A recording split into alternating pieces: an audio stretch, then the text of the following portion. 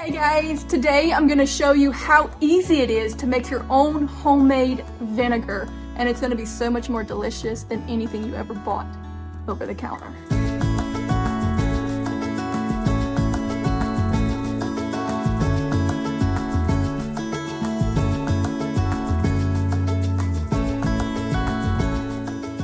Okay, so today we're continuing our fermenting lessons and we're going to do some homemade vinegar because vinegar is a ferment. Now these homemade vinegars are going to be full of probiotics and so much better for you than what you're getting from the store. Now you can use any fruit, really you can use just about anything to make homemade vinegar. But you know, sweeter fruits are typically chosen because they will produce a better flavor. The white vinegar that you get at the store is usually made with white grapes. We all know about apple cider vinegar. Today we're going to make an apple vinegar, but you can substitute any fruit for this in this recipe. You could use pears, you could use pineapples, you could use berries, anything like that, watermelon. You can use any kind of sweet fruit to make your and honestly, some people even make things like pine needle vinegar for cleaning so that they have like a pine salt kind of smell to their cleaning product when they're cleaning vinegars. And so you can do so many things with this, but what I'm going to give you here is the general premise. You can switch the fruit ups however you see fit. It will give you a slightly different flavor in the end product depending on the vinegar, the fruit that you start with. So, but we're going to do apples this time, so let's just see how easy this is. All we're going to do to start is get our apples. I'm about to make some freeze-dried cinnamon sugar apples and to can some apple pie filling and different things like that. So I'm about to cut up these apples and I'm going to use the scraps. That's the great thing about vinegars. You don't need the best. You can use the things that are really going to be discarded if you wouldn't be using them for this purpose. So we're going to use the cores, we're going to use the peelings, we're going to use everything that we normally would throw away or feed to the chickens to make our vinegar with.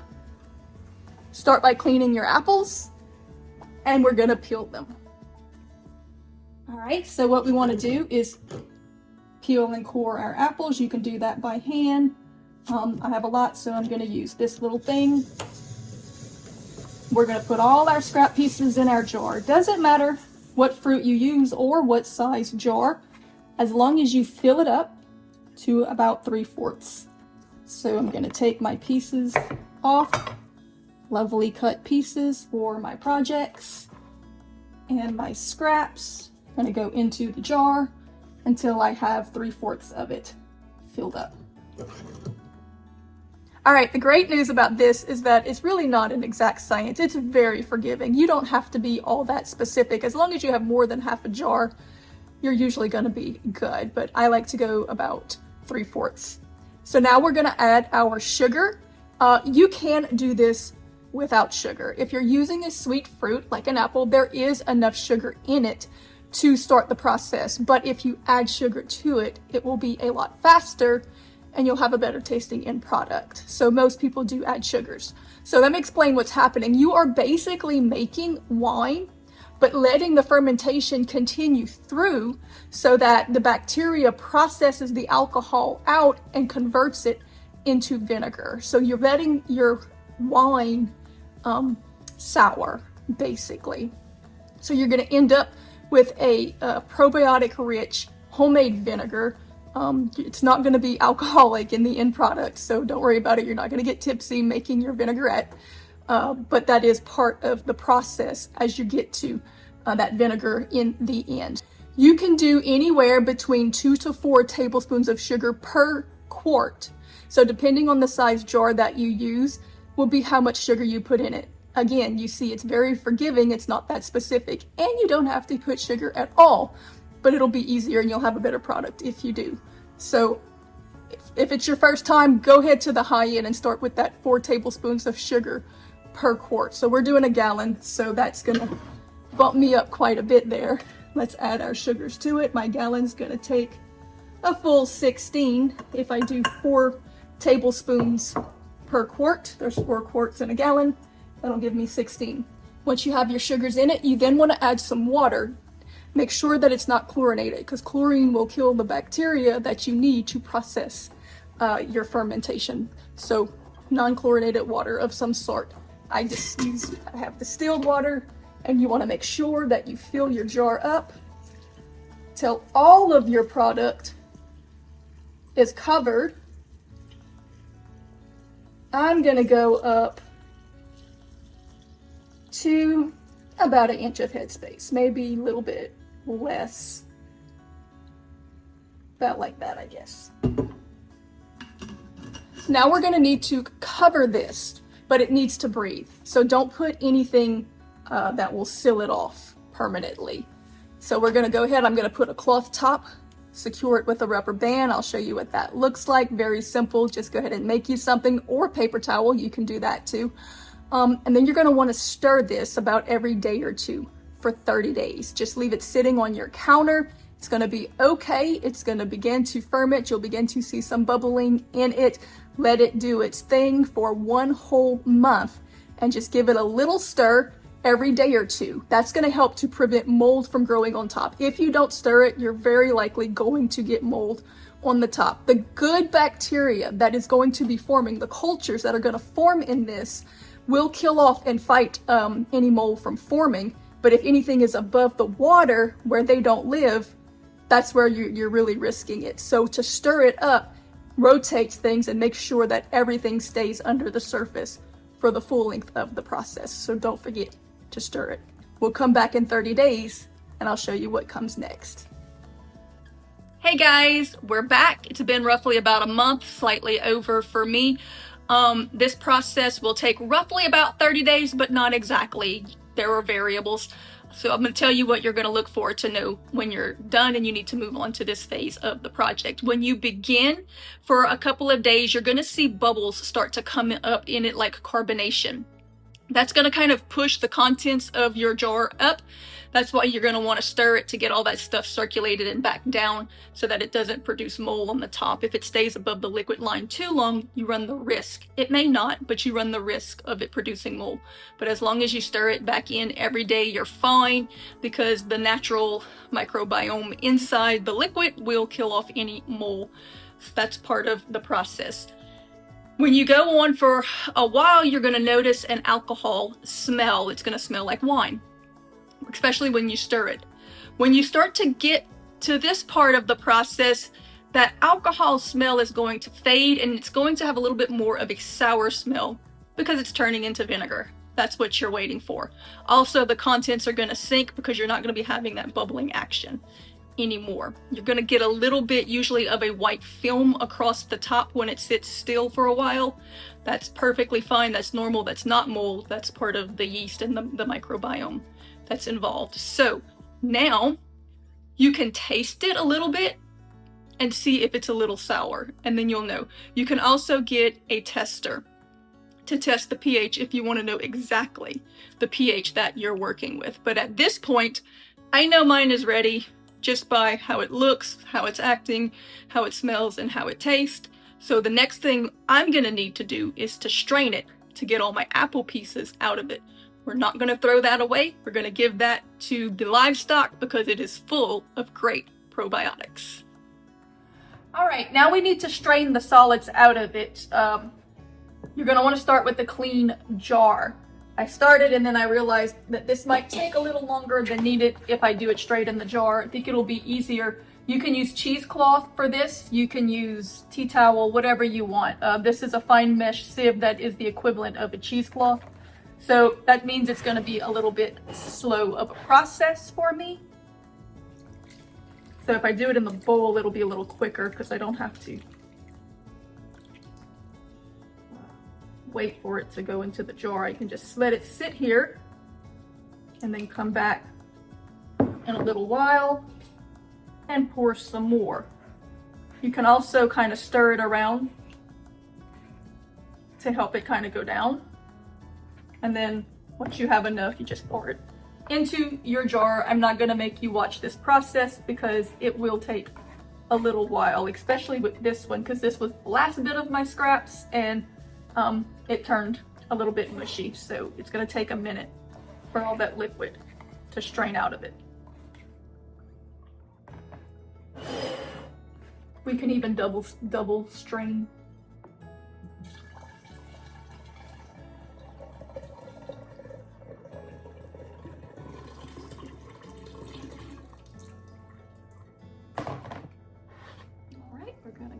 the second jar, which was my first pieces that held together a little bit better, so it's gonna strain a whole lot quicker. Probably should have showed you this one first, but you get the point.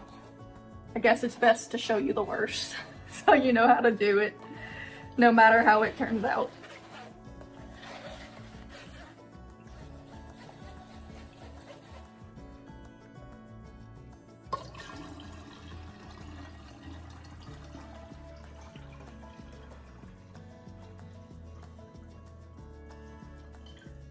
All right, once you have it in your clean jar, you can taste it. It tastes like vinegar. You can use it right now. I do have the little digital tester. I was going to show you the pH on it, but I can't find it, which I guess is fine because most of you won't have that anyway. You're going to use your built-in tester. It should taste sour. At this point, it's a little bit sour, like a mild lemon juice. I want it to get more sour.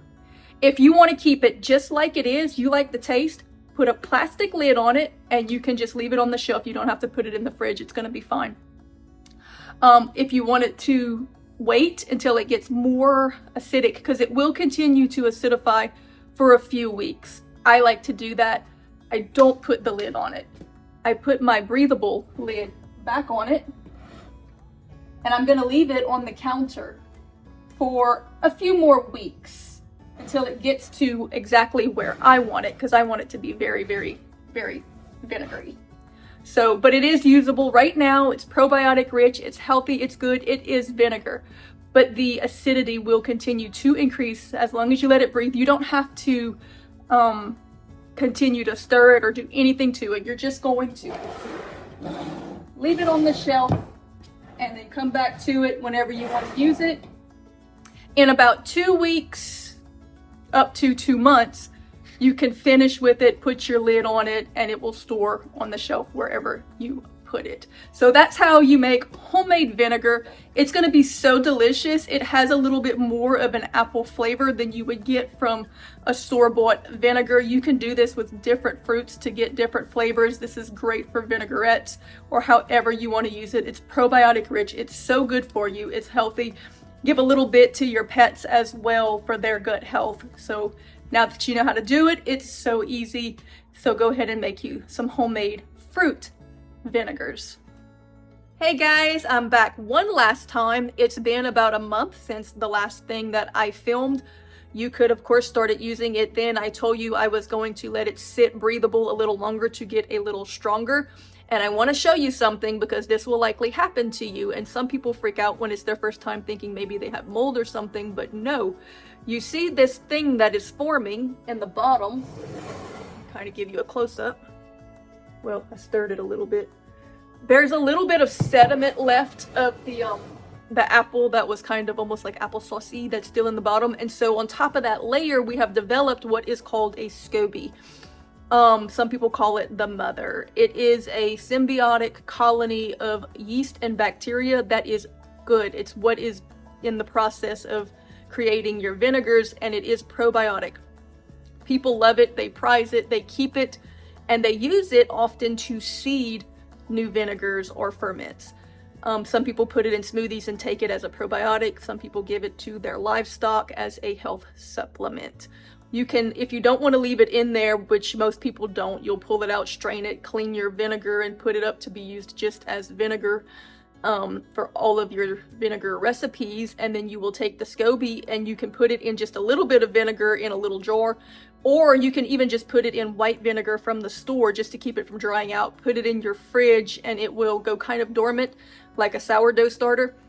But it will stay alive in your fridge for a long time, and you can use bits of it as a seed for future ferments if you want to do that. So I'm going to go ahead and strain it out. I'll show you what it all looks like in the end. I'm going to put my lid and put it up, and we will get us a pH reading to see what we ended up with and how it compares to store-bought vinegars on the pH scale. So let's go ahead and get it strained out now.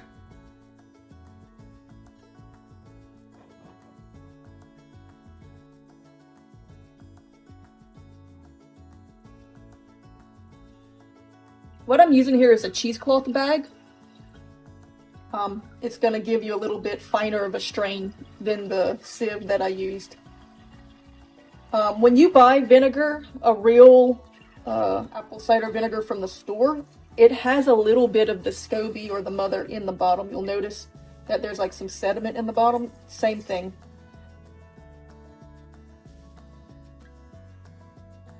All right, this is a pH tester. It's a digital pH tester. You can test with strips. For home, you don't really even need to test because you can tell by smell and taste when it's acidic, when it's vinegar enough. But for your sake, you can't taste and smell, so I'm gonna show you. We have some water here that is neutral, so we're at 7 with the water. So let me just tap it dry so it doesn't affect the reading. And we're gonna see where our vinegar is at. For vinegar, for an apple cider vinegar, you want between 2 and 3. So right here we are at 2.7. So we are a very good vinegar. Okay, I'm gonna clean this up a little. I'm gonna clean it off in the neutral water. Clean it again, dry it, put it back in, make sure I'm getting an accurate reading. All right, I'm back to 7 on the neutral water. And we're gonna test the store-bought apple cider vinegar and see what it gives us. 2.8. So we're good. Ours is actually a little more acidic than this one. That's because I left it out a little bit longer, but it's like right on, like very close to the same.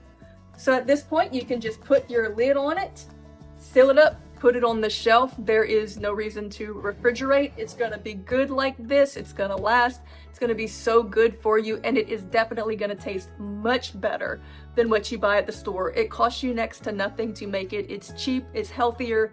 It's just a great project, and you can have fun with all the different flavors. You want to make a blackberry vinaigrette? Start with blackberries. We have them wild here in the spring everywhere, so why not? You can add them to drinks for health benefits. You can use them in your sushi and in your cooking and get all the different flavors that you want to make. And even if you don't do it, I think it's a good thing to know how to do it in case you need to do it, because maybe you can't get it one day and you're like, you know what? I'm gonna try and make it. So I know budgets are hard on people. I'm showing you all the different ways to make things from scratch to help you save money.